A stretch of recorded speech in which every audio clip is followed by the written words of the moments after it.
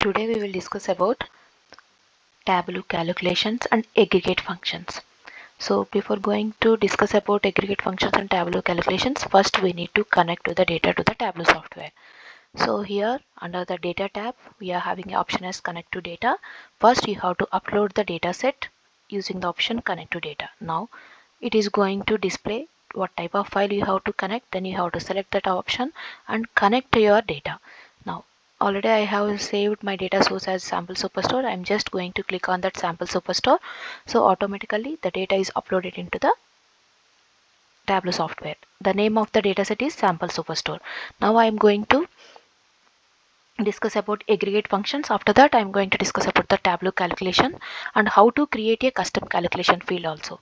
Now if you want to create a or if you want to use a aggregate functions, now the aggregate functions generally they are going to use the aggregate functions are going to give the summary of the data. The summary of the data means like suppose for example here we are having the different types of measures. So discount, profit, quantity, sales. Now I want to find out average sales.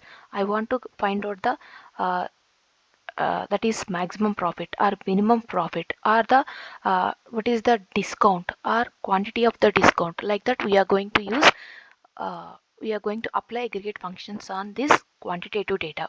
Now suppose for example I want to find out the aggregate function that is called as sum of sales. Okay, once if I'm dragging sales measure to the row shelf, by default the default aggregate function will be sum.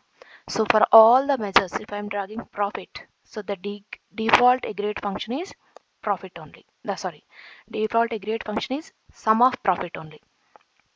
Now suppose for example the sum of sales. So if I'm selecting sales, now by default it is going to display the sales value as uh, sum of sales. The sum of sales means the total summarization of the data it is going to display in the visualization area or it is in the canvas. Now if you want to know this value, total sales value, you just hover the cursor, automatically it is going to give the tooltip displays the value. Or otherwise if you want to give the label, go to marks card, in that select the label option, then you just check the checkbox you have to select. Now automatically the total sales value it is going to display on top of the bar. This is like using the sum aggregate function on sales measure. Now we are going to discuss max function. How to use the max function means similar to that we can apply any one of the measure for the max function. If I'm creating one more sheet. Suppose I want to find out what is the maximum quantity and minimum quantity. So for max quantity I'm going to drag quantity measure here. So already I told you by default measure is sum of quantity. So what is the sum of quantity? This is the value it is going to display, but I want to find out what is the maximum quantity and what is the minimum quantity.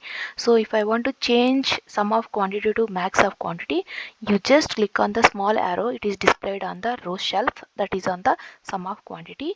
Then go to the measures option. Under that you are having several options are available, out of which you have to select maximum. Now our sum of quantity is turned into max of quantity. Now it is going to display the max quantity. What is the quantity? Maximum quantity is 14. The count is, it is going to display as 14. If you want to give the label, just click on the label, click the checkbox. Now this value it is going to display. Similarly I want to find out the minimum quantity. Same procedure, like you have to drag quantity to row shelf. Now by default measure is sum, then you have to change it to by going to the option measure, then select minimum. Now this is the minimum. So minimum quantity is 1, max quantity is 14. Now I want to use one more measure, like I want to use the count function. Okay, creating one more sheet. So I want to apply count function on the discount measure. What I have to do, I have to drag count to the row shelf. By default measure is sum. Then I'm going to select measures, in that going to count option. So if I want to give the label, click on the label, show mark label.